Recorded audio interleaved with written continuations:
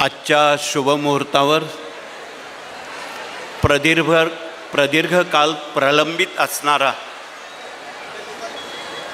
महिला भगिनींचा एक सत्संग, त्याला आज मुहूर्त लागला.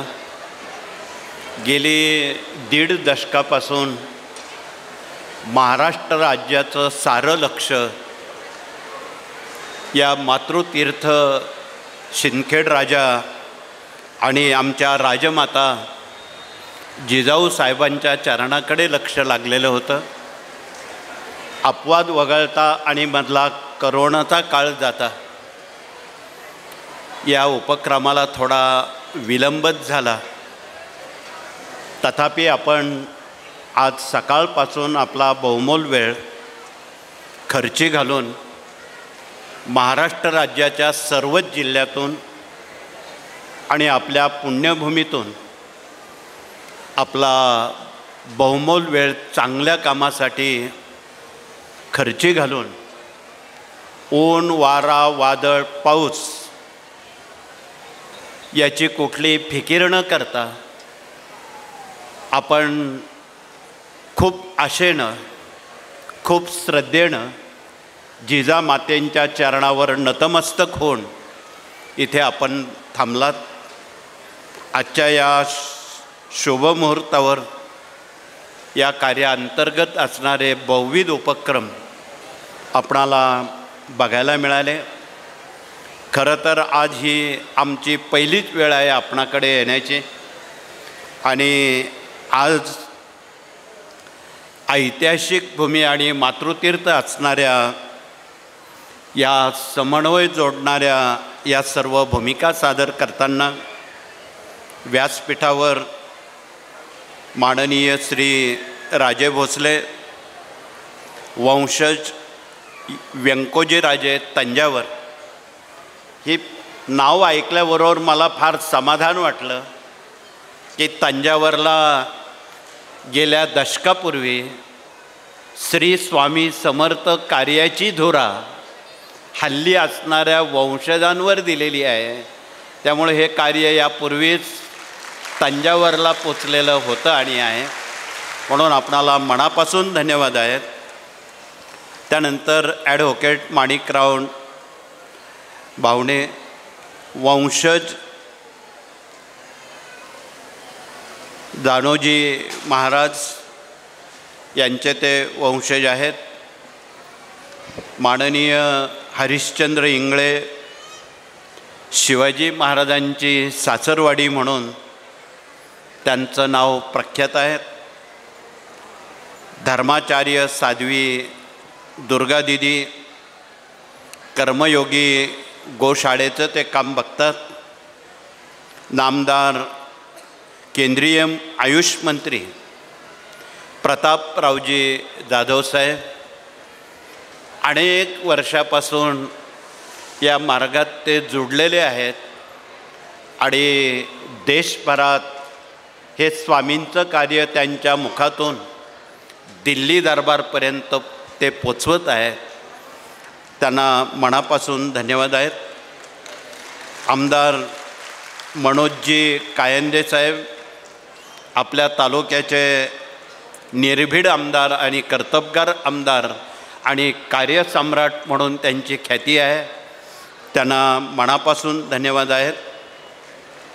त्यानंतर माननीय नजीर काझी राष्ट्रवादी काँग्रेस जिल्हा बुलढाणा, नंदाताई कायंदे माजी जिल्हा परिषद अध्यक्ष, भाग्यश्रीताई खेडेकर, विष्णुभाऊ मेहत्रे माजी नगराध्यक्ष, किरणजी तावडे,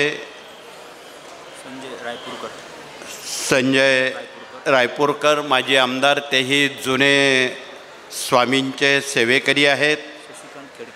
शशिकांत खेडकर माजी आमदार आणि आता थोड्याच वेळात रक्षाताई खडसे आपल्याच 5 मिनिटात येत आहेत.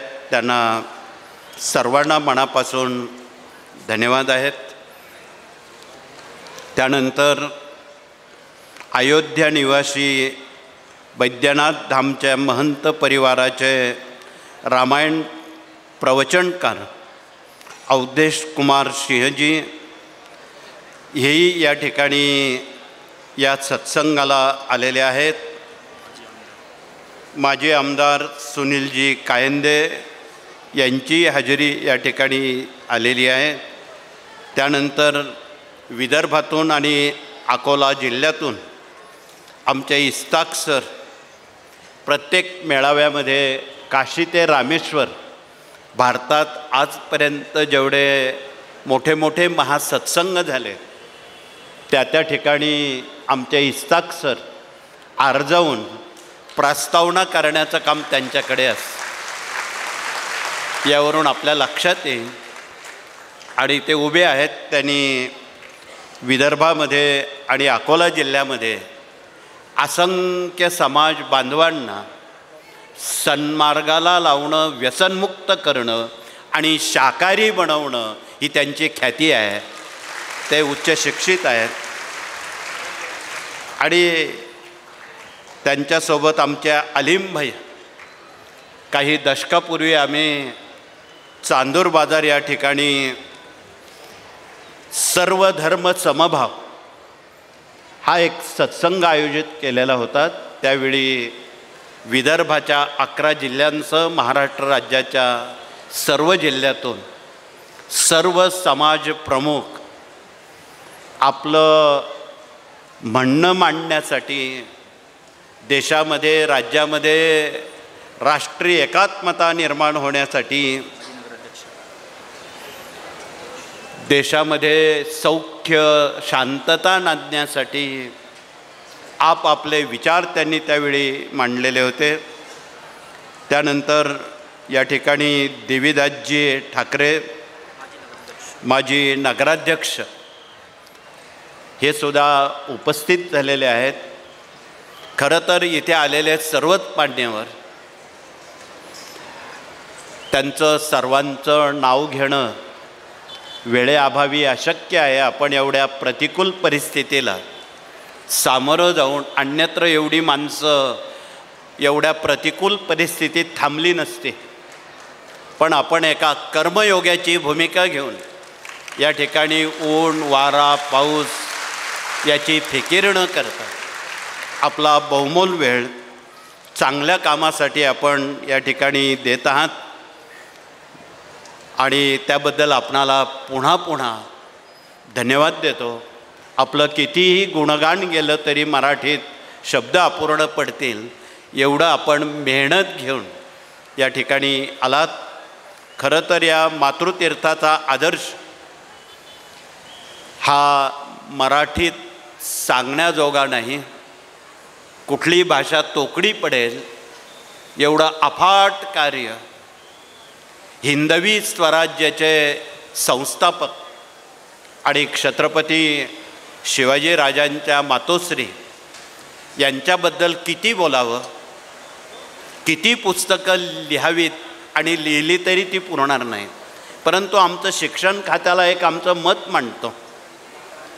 केवळ या महापुरुषांची चरित्र, मातृतीर्थ राजमाता जिजाऊसाहेबांचं चरित्र प्राथमिक शाळेत देऊन चालणार नाही. प्राथमिक शाळेत तर ते पाहिजेच, परंतु उच्च शिक्षण घेणारा जो वर्ग आहे, जे IAS आहेत, IPS आहेत, UPC आहेत, MPC आहेत, याही शिक्षण क्रमात राजमाता जिजाऊ साहेबांचा जीवनादर्श, त्याचा सिलॅबस शिक्षण खात्यानं द्यावा. आणि छत्रपती शिवाजीराजांचं कार्य खरं तर दिवसेंदिवस बहरत चाललेलं आहे आणि त्याची कारणंही तशीच आहे.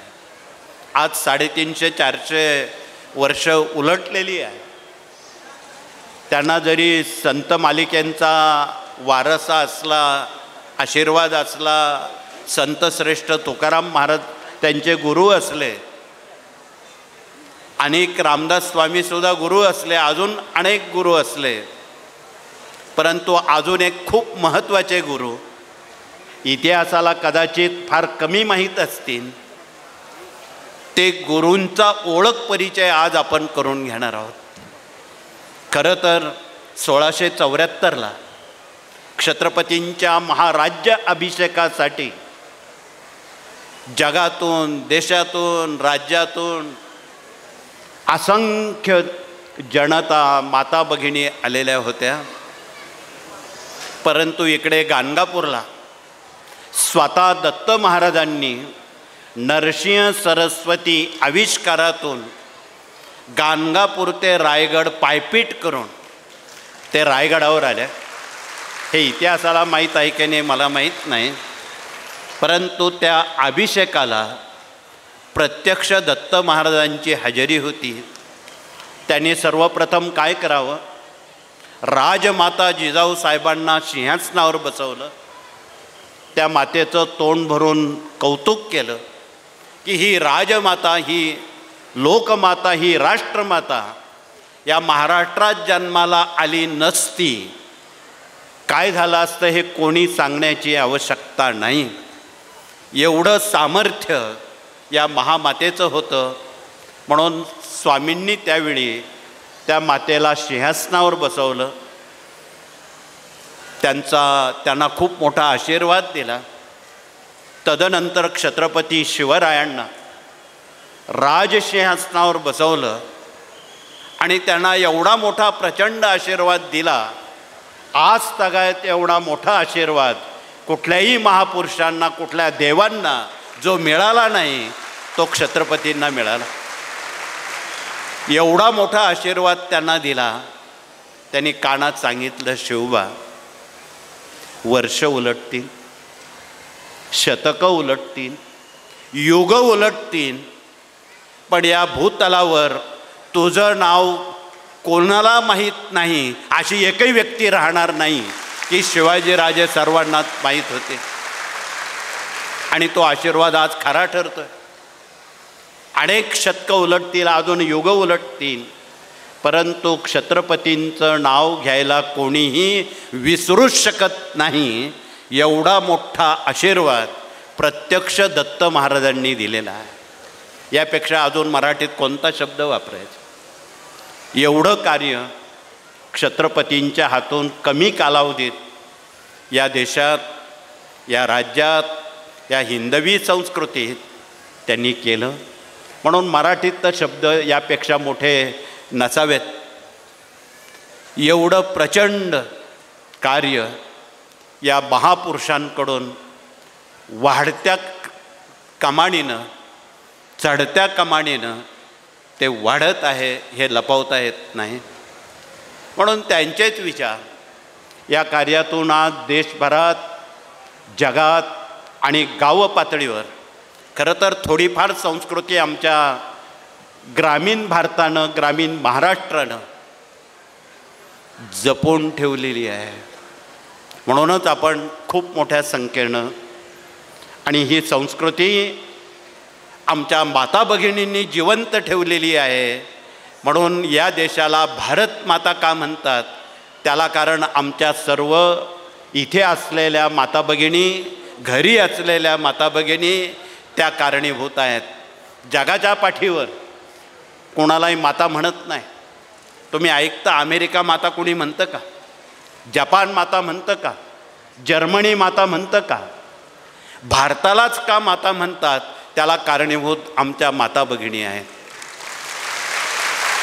या मागचा लाखो वर्षाचा इतिहास जर बघितला तर प्रचंड सोशिकता, प्रचंड नम्रता, प्रचंड सदाचार, प्रचंड असणारे पारंपरिक संस्कार हे सारे कारणीभूत आहेत.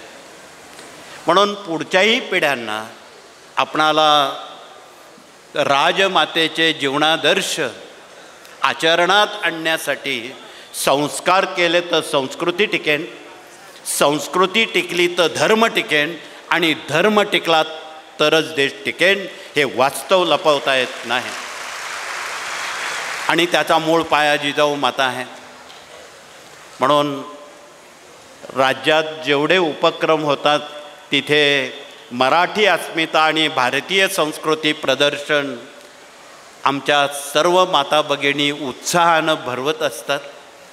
वर्षाच्या 360 दिवसात येणारे सर्व सण आहेत, वार आहेत, व्रत आहेत, वैकल्य आहेत, देवी आहे, खंडोबा आहे, गोत्र आहे, जे पुरोहितांना माहीत नाही ते सारं काम आज आमच्या जगातल्या माता भगिनी आपापल्या परीनं उत्साहानं करत आहे. त्यामुळं संस्कृती टिकून आहे असं म्हणायला बिलकुल अतिशयोक्ती नाही आणि काटकसर करण्याचं अजिबात कारण नाही. या कार्यानं ही काळाची पावलं गेल्या 80 वर्षापासून ओळखली. या कार्याचा परिचय द्यायला खूप वेळ लागेल, परंतु मी अत्यंत कमी मोजक्या शब्दात या कार्याचा धावता परामर्श घेण्याचा प्रयत्न करतो. आपण सर्वजण सुज्ञ.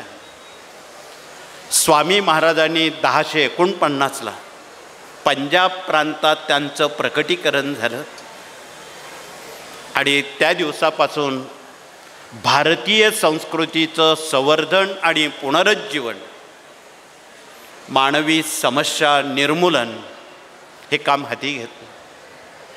हा मूळ दत्त महाराजांचा मूळ आविष्कार. परत त्यांनी मानवजातीला नियतीच्या मर्यादा असतात, आयुष्याच्या मर्यादा असतात, म्हणून त्यांनी 1378ला हा आविष्कार थांबवून दुसरा आविष्कार आपल्या विदर्भात कारंजाला तिथे धारण केला. श्रीपाद श्री वल्लभ. नंतर त्यांनी आपली कर्मभूमी दक्षिण भारतात पिठापूरला निवडली. सुमारे 225 वर्ष देशाची पायपीट करत राहिले. या देशावर इतिहास तुम्हाला माहीत आहे, आमच्यासारख्याने इतिहासावर फार बोलणं उचित नाही. इथे आपण सर्व इतिहासकार आहात. ही मुळातच भूमी ऐतिहासिक आहे, त्यामुळं अधिक सांगण्याचं काही कारण नाही. परंतु या देशावर 700 वर्ष मोगल सत्ता आणि 150 वर्ष इंग्रज सत्ता, या सत्तांनी काय केलं याचं वाक्य बोलण्याचं काही कारण नाही, हे आपणा सर्वांना विदित आहे. परंतु त्यातून तावून सुलाखून ही भारतीय संस्कृती दीपस्तंभाप्रमाणे त्यांनी उभी केली आणि मग संपूर्ण दक्षिण भारत पायपीट करून ते 1528ला महाराष्ट्रात आले. कारंजाला त्यांनी तो शर्ट बदलवला आणि त्या देवाच्या कारंजाला इथून जवळच, आपण अकोल्यातून आज, वाशिममधून आज महाराष्ट्र राज्याच्या सर्व जिल्ह्यांसह 11 जिल्हे विदर्भात आहेत, 9 जिल्हे मराठवाड्यात आहेत, पश्चिम महाराष्ट्र, मुंबई, कोकण, उत्तर महाराष्ट्राचा समावेश आहे. या सर्व जिल्ह्यातून आपण आज प्रातिनिधिक स्वरूपात खरं तर मातृतीर्थाचा आदर्श घेण्यासाठी आणि हे कार्य आमच्या माता भगिनी नव्हे पुढील नव्या पिढ्यांपर्यंत पोचवण्यासाठी आपण आलेला आहात. म्हणून महाराजांनी संपूर्ण महाराष्ट्राची पुन्हा घडी बसवली. पुन्हा ते उत्तर हिंदुस्थानात गेले. त्यावेळी आमचे वृंद गोस्वामी तुळशीदासजी, रैमनजी, कबीरजी या संतांना गोळा केलं आणि भारतीय संस्कृतीची सांगड घालून सारी संत मालिका त्यावेळी उत्तर भारतात कामाला लावली. महाराज एका जागेवर थांबत नव्हते.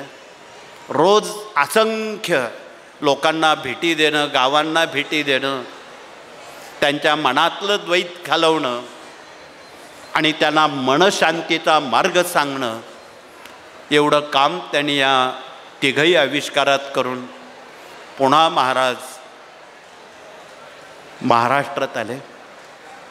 1856 साली महाराज अक्कलकोटला आले आणि अक्कलकोटला आल्यावर सुमारे 22 वर्ष 1678 ते 1878पर्यंत हा प्रवास त्यांचा अविरतपणे देशात जगात चालू होता. विस्कटलेली घडी दुरुस्त करण्याचं काम ते करत होते आणि आजही या मार्गातून उद्ध्वस्त झालेली मनं, उद्ध्वस्त झालेले संसार, प्रश्न उत्तर या माध्यमातून विनामूल्य मार्गदर्शनातून ते दुरुस्त करण्याचं काम या कार्यातून आमच्या माता भगिनींसह आमचे पुरुष प्रतिनिधी करतायत. म्हणून आज आपल्यामध्ये हे स्वामींचं कार्य घराघरात आणि मनामनात पोचवण्याला तो योगच लागतो. म्हणून या कार्याचं धोरण आहे गाव तेथे केंद्र आणि घर तेथे सेवेकरी. ही संज्ञा जर आपण विदर्भामध्ये घरागणिक पोचवले तर आम्हाला नक्की आठवण येईल पुन्हा आमचे तुकडोजी महाराज, पुन्हा गाडगेबाबा यांनी विदर्भ पिंजून काढला आणि त्यांचेच विचार या कार्यातून आपणाला घराघरात मनामनात पोचवताना स्वामींनी त्यावेळी सांगितलं, माणूस नावाची एकच जात आहे आणि माणुसकी नावाची एकच संस्कृती आहे, तिलाच सेवेकरी म्हणतात. त्यापैकी आपण सर्वजण आहात. माणुसकीची संस्कृती या महापुरुषांनी आणि मातृतीर्थानं फार मेहनतीनं ती जिवंत नव्हे समृद्ध केलेली आहे.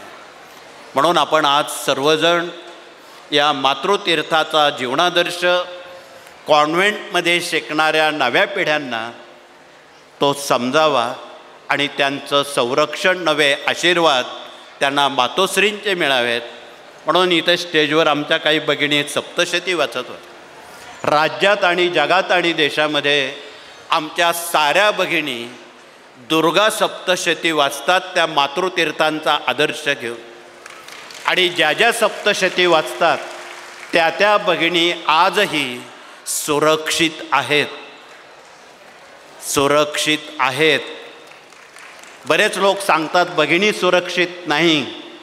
ज्या भगिनी सुरक्षित नाही त्यांना मातृतीर्थ समजून घेणं क्रमप्राप्त आहे असं म्हणावं लागेल. त्या सुरक्षित आहेत. आम्ही विनोदानं नेहमी सांगतो, भगवतीनं 11 अलंकार धारण केले. महाराष्ट्राच्या वाट्याला 4 पीठं आलेली आहे.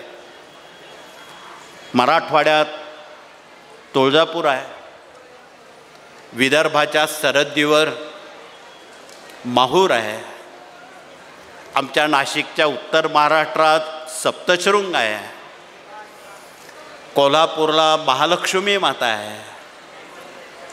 ह्या फार मोठी ऊर्जा देण्यासाठी आसूसलेल्या आहेत.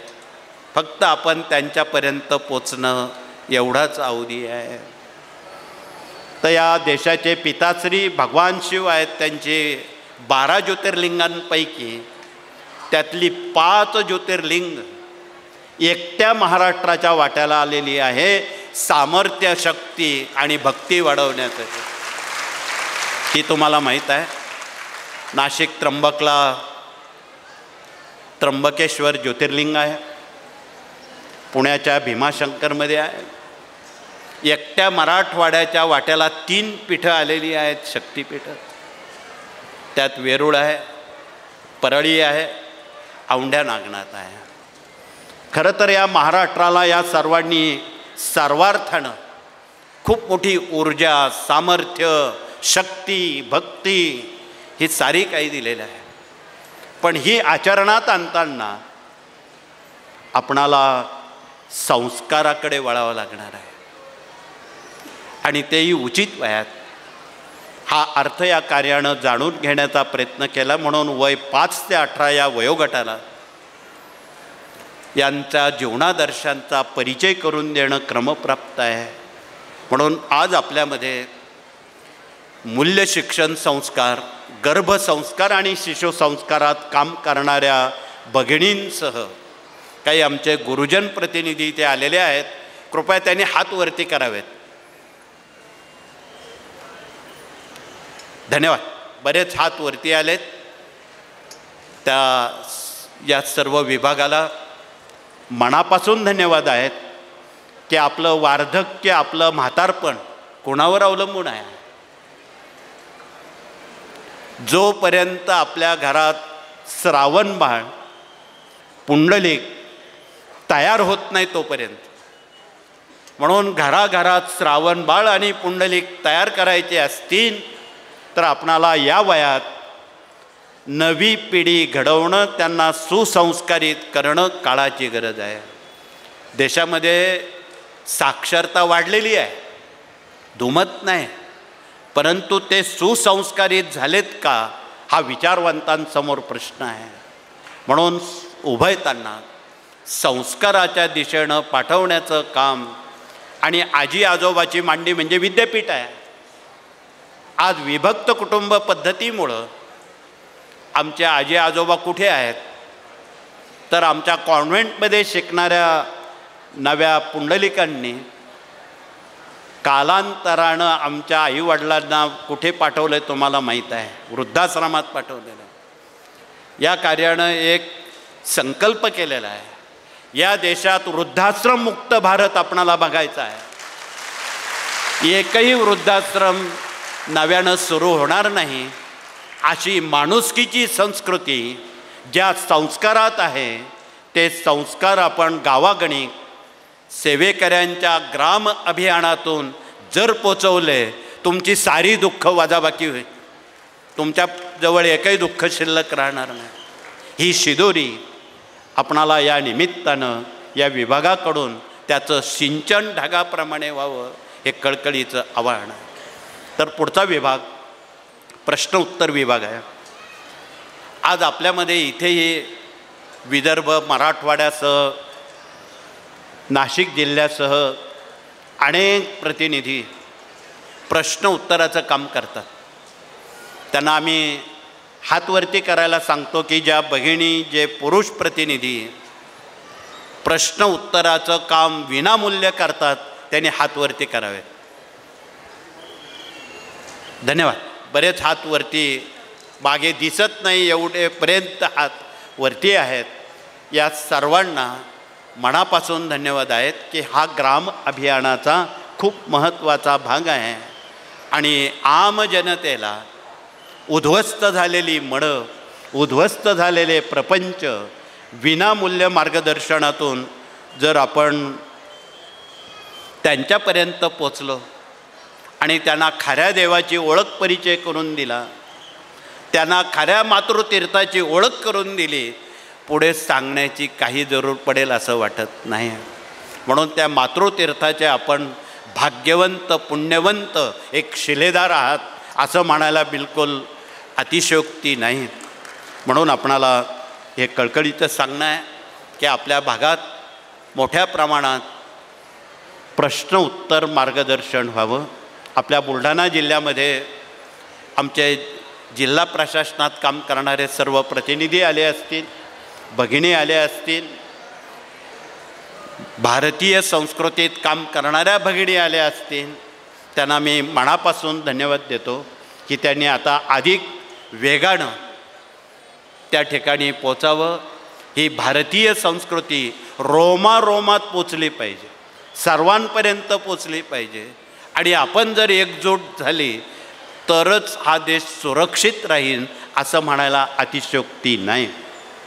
म्हणून आपणाला या विभागातून काम करताना पुढचा विभाग विवाह मंडळ आहे आणि आज आमच्या विवाह मंडळानं सामुदायिक विवाहाचं महत्त्व पटवून सांगितलेलं आहे. बिना हुंड्यानं, बिना सोन्या नाण्यानं, अति अल्प खर्चानं, साखरपुड्यासारख्या उपक्रमातून जर मुलामुलींची विवाह लावली, आयुष्यात दुःख वाटायला येणार नाही.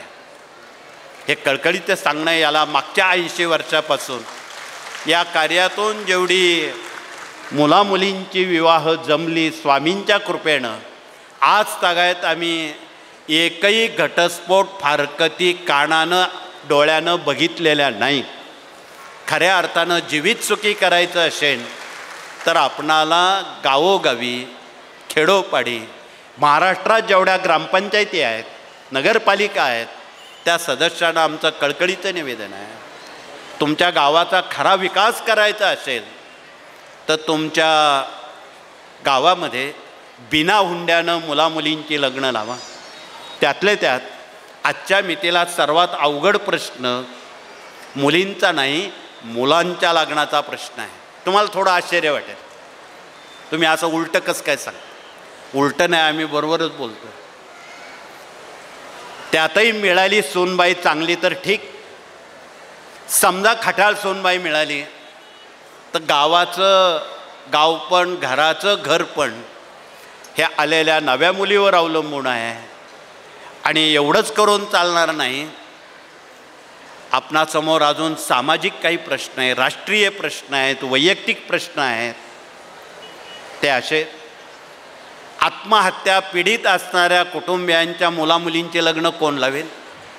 ती आपणाला लावायची आहे. देशाचं रक्षण करणारे शहीद जवान, त्यांच्या मुलामुलींची लग्न कोण लावेल? सगळंच काही सरकार करेल अशातला भाग नाही.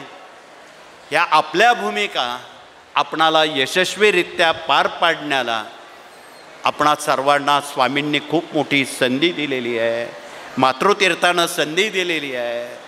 म्हणून आपणाला कळकळीचं निवेदन आहे की आजपासून तुम्ही एक प्रतिज्ञा करा. हुंडा मागू नका, सोनं नाणं मागू नका. सामुदायिक पद्धतीत मुलामुलींची साखरपुड्यात विवाह करा. पुढच्या गोष्टी टळतील आणि खऱ्या अर्थानं तुम्ही सुखी होणार. सुखाकडे जाण्याचा मार्ग अहंकार वजा, त्याला खरं सुख म्हणतात. म्हणून आपण निश्चितपणे कराल अशी आम्हाला मनापासून खात्री वाटते.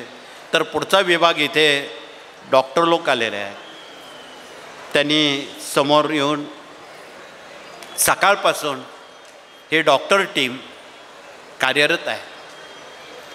एकच ध्यास, विनामूल्य रुग्णांपर्यंत असाध्य आजार आणि त्याचा उपचार करणं. म्हणून गेल्या 2 दशकात कॅन्सरसारखे जे असाध्य आजार आहेत ते बरे करायचे. त्यासाठी त्यांनी त्या दव्याचा शोध लावला. त्या दव्याचं नाव आहे सप्तरंगी काढा आणि सप्तरंगी मूळ. कोकणामध्ये फोंडा घाटात कोल्हापूर जिल्ह्याच्या सरहद्दीपासून तर सिंधुदुर्गापर्यंत विपुल प्रमाणात ही जंगली वनस्पती आहे. आम्ही गेल्या 30 वर्षापूर्वी त्या जंगलात फिरून या वनस्पतीचं संशोधन केलं आणि आज ही वनस्पती कॅन्सरवर अमृत संजीवनी देण्याचं काम करते आहे. बिना वेदना, बिना शस्त्रक्रिया, बिना केमो हे त्याचं वैशिष्ट्य आहे.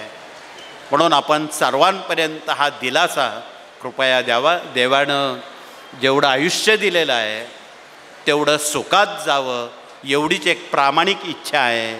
म्हणून त्या हिशोबानं आपण त्र्यंबकेश्वरला, श्री क्षेत्र त्र्यंबकेश्वरी मोरेदादा चॅरिटेबल तथा आरोग्यधाम हे आकार घेत आहे. आता 3 मजले बांधकाम झालेलं आहे आणि ते लोकसेवेत सिंहस्थ येण्यापूर्वी त्याचं लोकार्पण सोहळा विनामूल्य म्हणून आपण जनतेपर्यंत करणार आहोत. त्यात तुम्हाला सर्वांना यावं लागणार आहे. त्या भागात खूप गरीब लोक आहेत, खिशात रुपया नाही आणि अशा लोकांना एक संजीवनी देणं हा एक दुआ आहे. आणि हे कार्य केवळ त्या दुव्यावर चाललं आहे, अन्य नाही. म्हणून आपणाला निवेदन आहे की आपल्या बुलढाणा जिल्ह्यामध्ये आणि विदर्भातल्या 11 जिल्ह्यांमध्ये आणि मराठवाड्यातल्या 9 जिल्ह्यांमध्ये जेवढे डॉक्टर आहेत आम्ही त्यांच्याकडे त्यांचा फक्त वेळ मागतो आहे. त्यांनी आठवड्यातला 1 दिवस आमच्या रुग्णांसाठी द्या. तो दुवा त्यांना निश्चितपणे मिळेल. खरं तर डॉक्टरांना आशीर्वाद देता येत नाही, थोडा विनोदाचा भाग आहे. डॉक्टरांना जर आशीर्वाद दिला, खूप लोक आजारी पडतील, त्यांच्याकडे उभं राहायला लोकांना जागा राहणार नाही, त्यांना उपचार करता करता ते थकून जातील. पण धन्वंतरीनं आणि स्वामींनी त्यांना असा आशीर्वाद दिलेला आहे की तुमचा हात लागल्याबरोबर रुग्ण लवकरात लवकर बरा होऊन तो त्याच्या घरी जाईल, असा मात्र आशीर्वाद दिलेला आहे. म्हणून यापेक्षा मोठा आशीर्वाद डॉक्टरांना देता येत नाही. आलेला रुग्ण लवकर कसा बरा होईल, त्याचं आयुष्य सुखी समाधानी कसं निरोगी होईल, हा त्यामागचा मुख्य मुद्दा आहे.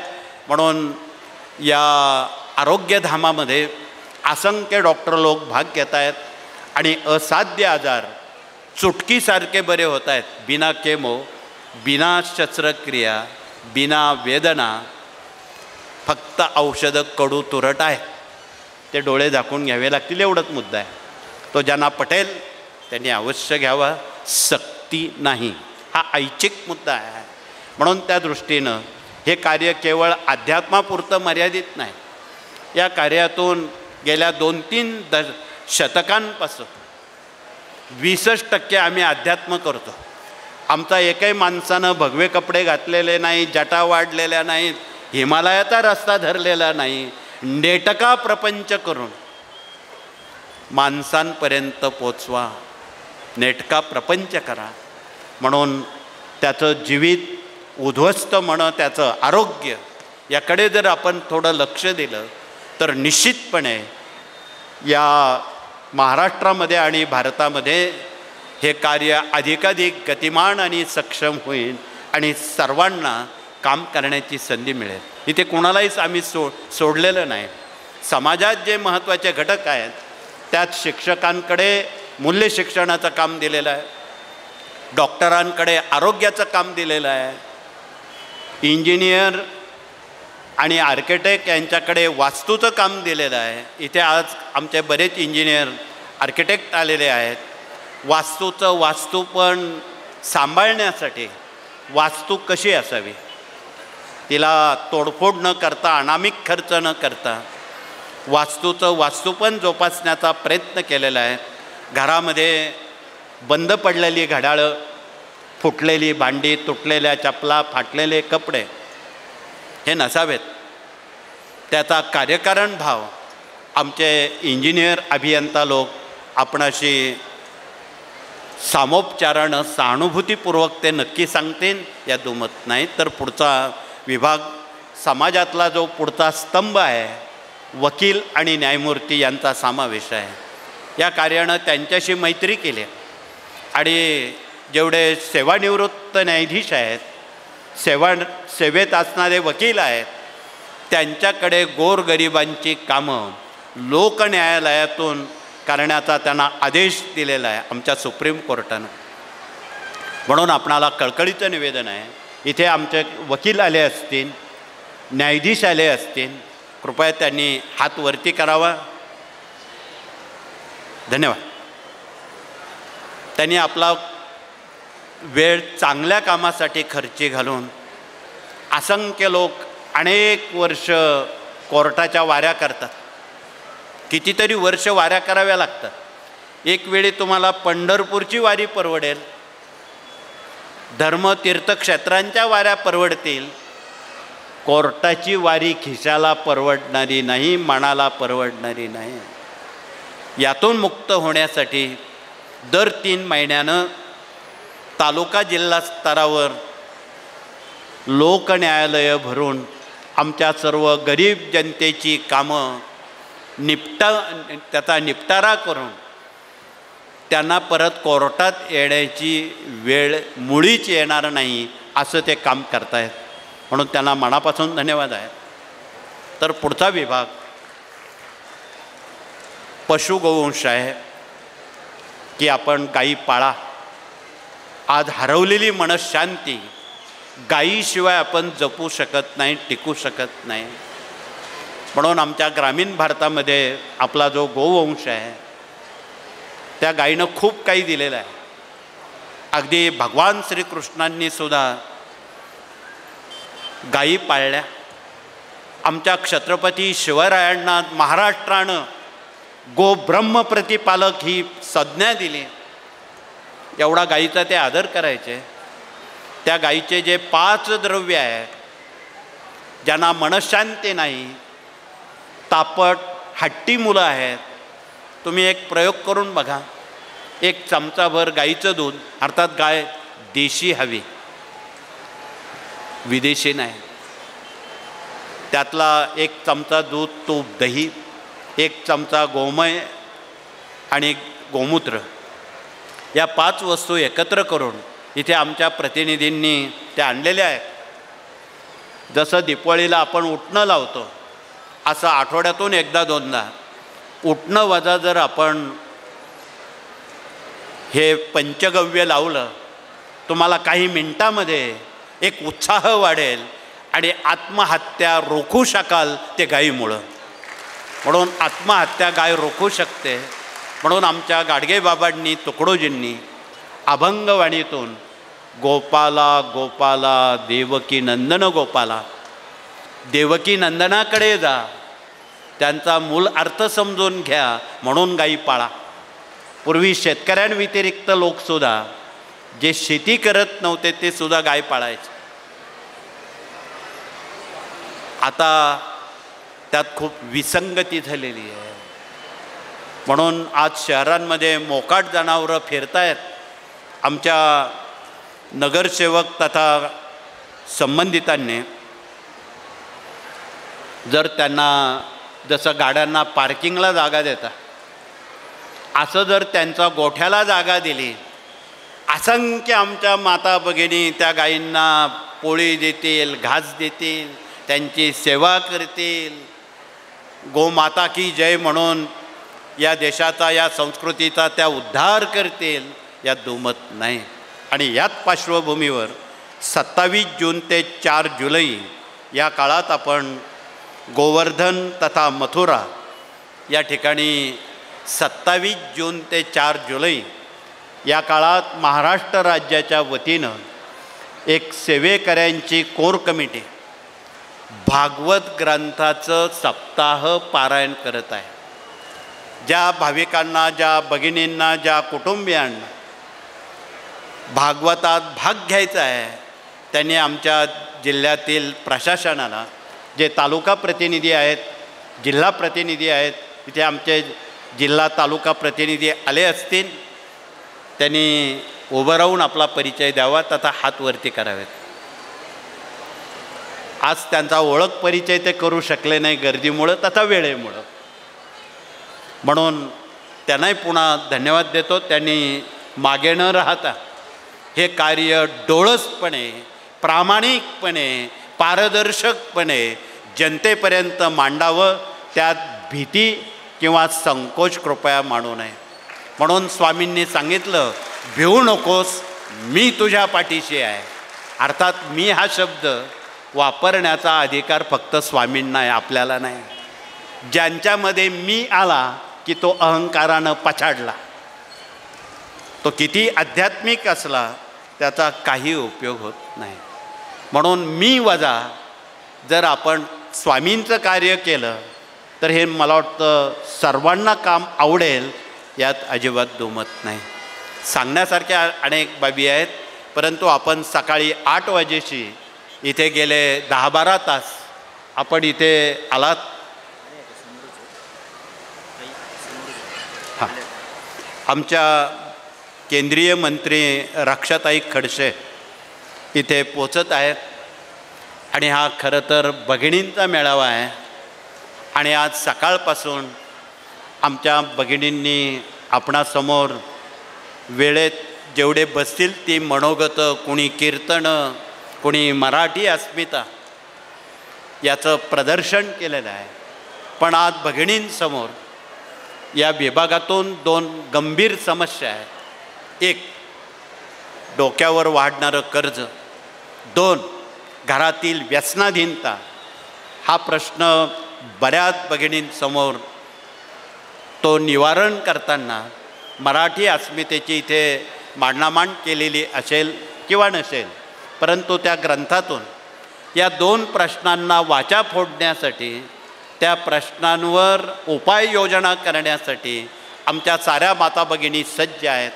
एक, जी घरातली व्यसनाधीनता आहे, काही कुटुंबीय चोरून व्यसनं करतात, मग ते मद्यपान असेल, धूम्रपान असेल, अन्य व्यसनं, ही सारी व्यसनं घालवायची असतील, घरचे घरी शंकराच्या पिंडीवर तुम्ही महिम्न वाचून पाण्याचा अभिषेक करा आणि ते तीर्थ हट्टी, तापट, आजारी, विकलांग, मद्यपी, धूम्रपी, मांसाहारी लोकांना जर ते तीर्थ रोज दिलं, महिन्याभरात सुंटे वाचून खोकला जाईन आणि ते शाकाहारी निर्व्यसनी होते. यापेक्षा देवाकडे अजून काय मागावं? देवाकडे काही मागू नये, त्याला कळतंय काय लागतं. तर दुसरी गोष्ट, डोक्यावर वाढणारं कर्ज. उत्तर आहे त्याचं श्रीयंत्र. आमच्या इथे साऱ्या भगिनींना सर्वश्रुत श्रीयंत्र आहे.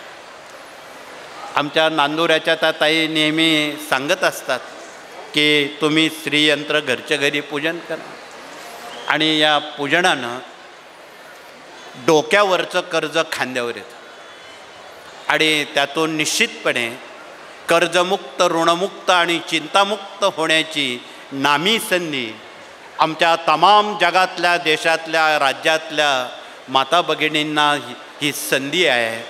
कृपया या संधीचा मराठी अस्मितेत काम करणाऱ्या आमच्या भगिनींसाठी कृपया ही योजना त्यांना सहानुभूतीपूर्वक सांगावी, हे कळकळीचं आव्हान. देवाकडे काही मागू नये. आमच्या अनेक संत मालिकेनं देवाकडे काहीच मागितलेलं नाही. अगदी नाशिकला 12 वर्ष रामदास स्वामी असताना 24 वर्ष ते घर सोडून तपश्चरण करत राहिले. त्यातली 12 वर्ष ते नाशिकला होते. आमच्या नाशिकच्या काही पंडित लोकांनी त्यांना प्रश्न विचारले, का हो तुम्ही 24 वर्षापासून प्रभू रामचंद्राची सेवा करता, तुम्हाला काही साक्षात्कार, दृष्टांत वगैरे वगैरे काही झाला? ते म्हणे योग्य वेळ येईल तेव्हा मी सांगेन. ती वेळ 8 दिवसानं आहे. आणि भल्या पहाटे 4 वाजता नाशिकला ते तपश्चरण करत असताना अचानक कोटी सूर्याचं तेज असणारी प्रभू रामचंद्रांची मूर्ती समोर उभी राहिली. उठ रामदासा, तुला काय हवं आहे ते माग. क्षणभर ते बघतात बोबडी वळली, पाय कंप करायला लागले. खूप भीती निर्माण झाली, आदरयुक्त भीती. पण क्षणात स्वतःला सावरून ते नतमस्तक झाले आणि देवाला साष्टांग प्रणिपात करून सांगितलं, हे प्रभू रामचंद्रा, मला तुझ्याजवळ काही मागायचं नाही, काही मागायचं नाही.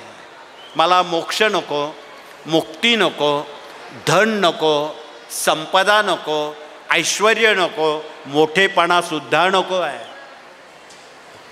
या व्यतिरिक्त माझ्या मागण्या काही आहेत, त्या देता आल्या तर तुम्ही द्या. त्या 4 मागण्या आहेत, देता आल्या तर द्या. कोणत्या मागण्या आहेत? कोमल करणी दे रामा, विमल करणी दे रामा, सज्जन संगती दे रामा, अभेद्य भक्ती दे रामा. देवाकडे काय मागावं हे विचार मागावे आणि ते त्यांना मिळाले. संत हे उगत संत होत नाही. संत ग्रंथ समजले तर संत समजतील आणि संत समजले तर भगवंत समजेल, अशी म्हण आहे. असोच मी अधिक वेळ आपला घेणार नाही. आपण सकाळी 8 वाजेशीर या तीर्थक्षेत्रात, या ऐतिहासिक भूमीत, या मातृतीर्थात आपण खूप उत्साहानं, पाऊस, वारा, वादळ याला न भीता, खाली चिखल आहे तरी आपण त्यात बसलेला आहात, ते आम्ही जाणतो. यावरून स्वामी कार्यावर असणारी आपली निष्ठा, आपली श्रद्धा, त्याचं रक्षण ते सतत आपलं 24 तास करत असतात. म्हणून आमच्या भगिनी सुरक्षित आहे हा बाणा, हे वचन तुम्ही आजपासून घेऊन जाताना आमच्या मातोश्री राजमाता जिजाऊसाहेबांनी सप्तशती अनेक वेळा वाचली. महाभारत बघितलं, रामायण वाचलं, भागवत वाचलं, कोणते ग्रंथ वाचले नाही. परंतु सप्तशती वाचताना भगवतीनं 9 नव्हे 11 अलंकार भगवतीनं भगिनींना दिलेले आहेत. ते 11 अलंकार आहेत, ते तुम्हाला माहीत आहे. त्यातला महत्त्वाचा अलंकार कंकण आहे. तो कंकण नावाचा जो अलंकार आहे किंवा ते अस्त्र आहे, ते एवढं जहाल अस्त्र आहे, त्यापुढे 156, 147 सुद्धा कुछ कामी आहे. एवढं मोठं हत्यार भगिनींना सुरक्षेसाठी, रक्षणासाठी दिलेलं आहे. ग्रामीण भागात भगिनी कधी कधी भांडण करतात बघा. आपण ग्रामीण भागातले तर ज्यावेळी भांडण करतात त्यावेळी ती कंकणं मागे घेतात दोन्ही हाताची, आणि ज्यावेळी कंकणं मागे येतात त्यावेळी त्या देहामध्ये आदिमाया शक्तीचा वास तयार होतो. पण तो भांडण करण्यासाठी नाही, ऊर्जा वाढवण्यासाठी आणि स्वतःचं रक्षण करण्यासाठी. आमच्या कॉन्व्हेंटमध्ये शिकणाऱ्या मुलींनी 2-2 जर काचेची कंकणं घातली तर हा विषयच संपून जाईल. भगिनी सुरक्षित नाही हा मुद्दा. भगिनी सुरक्षित आहेत कंकण घाला. म्हणून मातोश्री जिजाऊ साहेबांचा हा जीवनादर्श या पुण्यभूमीतून कॉन्व्हेंटमध्ये शिकणाऱ्या सर्वदूरपर्यंत आपणाला हा त्यांचा जीवनादर्श पोचवावाच लागेल, यात दुमत नाही. मी अधिक वेळ घेणार नाही. बोलताना जर काही आपणाला काही वेगळं वाटत असेल त्याची दिलगिरी व्यक्त करून पुनश्च एकदा आपण एवढा छोटाखानी कार्यक्रम तुम्हाला कदाचित आवडणार नाही, परंतु मोठे उपक्रम आपण याहीपेक्षा उचित काळात पुन्हा एकदा आपण पुण्यभूमीत राबू. आमचे इथे सन्माननीय लोकप्रतिनिधी सर्व मान्यवर या ठिकाणी बसलेले आहेत. निश्चितपणे अजून मोठा कार्यक्रम आपण आपल्या पुण्यभूमीत करावा एवढंच कळकळीचं सांगून आपणा सर्वांना अंतःकरणपूर्वक मनापासून धन्यवाद देतो आणि या ठिकाणी शब्दाला विराम करतो. पुढचं नियोजन आमचे प्रतिनिधी आपणाशी करतील, कारण आत्ताच या महिला मेळाव्याला आमच्या रक्षाताई आलेल्या आहेत. त्यांनीसुद्धा आपलं मनोगत व्यक्त करायला त्यांनी हरकत नाही, म्हणून त्यांनी 2 शब्द व्यक्त करावेत एवढंच कळकळीचं सांगून पुन्हा एकदा सर्वांना धन्यवाद देतो. या ठिकाणी थांबतो. श्री स्वामी समर्थ. कोटी कोटी प्रणाम.